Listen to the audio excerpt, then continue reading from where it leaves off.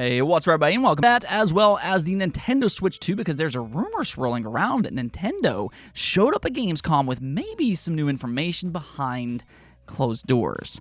As always, though, guys, we do have a lot to get into today, so let's just go ahead and get right into our first topic, and we're going to start today off with Astro Bot.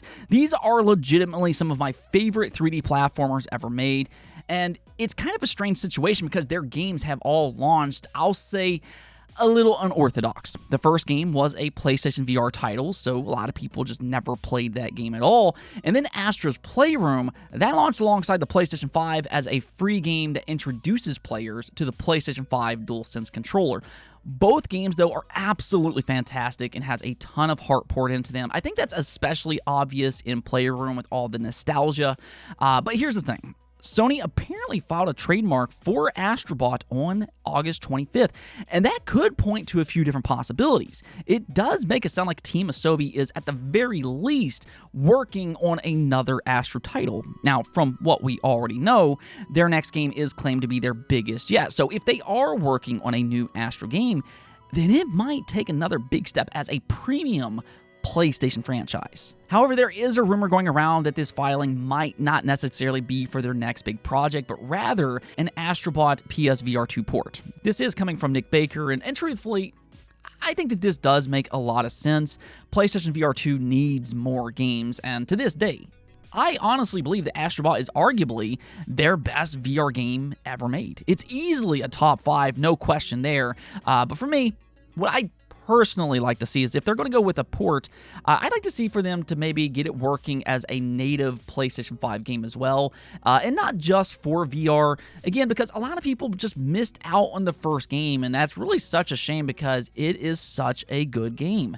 However, I don't know if they could get it to completely work without VR just because they designed it around the headset, unlike Astro's Playroom, so it might not be possible without some major tweaks. Then again, PlayStation did manage to port Tearaway to the PlayStation 4, and that game was heavily designed for the Vita and its functionality, so nothing is necessarily impossible here is all I'm trying to say. For the time being, though, this is all just rumors and some wishful thinking on my part, but it definitely seems like something is happening with the Astro IP, and I view that as great news. Now, we also got an update for Sea of Stars. It just launched yesterday, including a Day 1 Xbox Game Pass and a PlayStation Plus extra release. I mean, talk about doubling down on Day 1 subscriptions, but even with that, Sea of Stars still had a lot of success selling full-priced copies. Within its first 24 hours, it's already sold 100,000 units worldwide, which is extremely impressive in this case. I mean, on one side, when you see an independent game sell 100,000 copies in 24 hours alone, that's already huge in its own. But again, the fact that it's also available in these subscription services really goes to show you just how much success they've already had. I imagine this player count is far higher across all platforms, and with it also reviewing well, there's going to be a lot of word of mouth for this game. This game is going to continue to sell well on all platforms like Steam and the Switch as an example for a long time, as I think it will be viewed as one of the best independent games for the foreseeable future. And now that I've played it myself, I can easily see exactly why. Sea of Stars is as good as advertised. It deserves so much more than just 100,000 units sold, so let's keep it going. Regardless of what platform you play on, Sea of Stars is one that you need to play, especially if you like old school JRPGs like Chrono Trigger, or actually, and this was a bit of a surprise for me, but even games like Paper Mario does have a little bit of Paper Mario inspiration in there, but definitely go check out Sea of Stars. It is legitimately a good game. Let's get in. So what they're doing here is that they placed 1,001 Starfield billboards across the world as a part of their Window to the World promotion. Each billboard has their own unique picture, and they are specially numbered. It's kind of like one big scavenger hunt where fans can post what they find online until they find them all.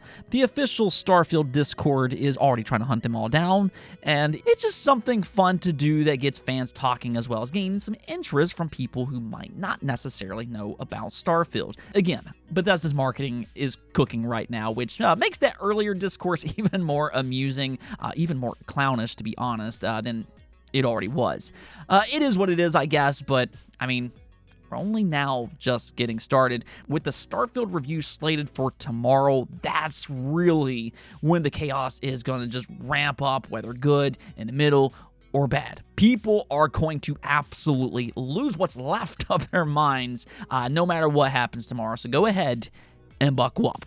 As an example, the Forgotten City, if you played that game before, that was originally a Skyrim mod that turned into its own full-size retail release. I actually have a box copy of Forgotten City and everything, and I mean, it's legitimately a good game. It has an 84 overall score on Metacritic. Personally, I think it's one of the most overlooked games this generation. Definitely go check it out if you haven't already, but it was Skyrim's mod support that made that game possible in the first place. So can you imagine what you'll be able to do with Starfield once it gets mod support?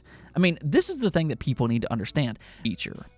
Now, we also got an interesting new rumor regarding the Nintendo Switch successor. So apparently both Insider Gaming and Jez Corden from Windows Central has heard rumors that Nintendo either showed or discussed the Switch 2 with quote-unquote select members of the press and developers behind closed doors at Gamescom. Now, if you remember right, there was actually a similar leak heading into Gamescom as well. So to see this pop up after Gamescom by two respected outlets that has connections with people in the know is quite interesting. Now, at the same time, though, none of this is necessarily confirmed, so you still have to take this with a grain of salt until proven true. But considering their reputation, this rumor isn't completely unfounded either. There is a reason to believe that this could possibly be true. The reason that this is so important to us, though, is because hypothetically, if what they're hearing is actually true, this really is just the beginning of what makes it to the public, whether official or not. On one side, this could point to Nintendo making a soonish public announcement because it will be very difficult for them to contain this information from this point forward if there's any information floating around. But even if they don't make an official announcement, this also theoretically would open the floodgates for more leaks. If select press and developers already know about the Switch successor, there will likely be a few people that talks behind the scenes, and that's when leaks start to pick up steam. It's why companies try to keep things as internal as they possibly can, because people like to talk. Even inside their own companies, a lot of times this type of stuff can leak. It's just difficult to contain leaks in today's world with social media, but this is the first real sign that some key details will find its way over to the public sooner rather than later. I think by this point, though, the big question really is just when will they announce the Switch successor? I don't think that there's any kind of if by this point. The Switch 2 is expected to release next year in 2024, but will Nintendo wait until next year to announce it? That's the question that I think is on a lot of people's minds right now. Now, there is a rumor that a general direct will take place next week, and with that, I'm sure expectations will rise. But in my own opinion, even if there is a Nintendo Direct next week, I wouldn't go in expecting a Switch 2 announcement. Personally, and this is just my own prediction, I believe that Nintendo will wait until next year because the current Switch is still selling incredibly well. They're going to want to capitalize on those holiday sales this year and keep that momentum rolling, and a Switch 2 announcement could kill some of their momentum. So I think that they will hold off until next year. But again, that doesn't necessarily mean leaks will stop, and I fully expect the rest of this year to be pretty busy with Switch 2 rumors.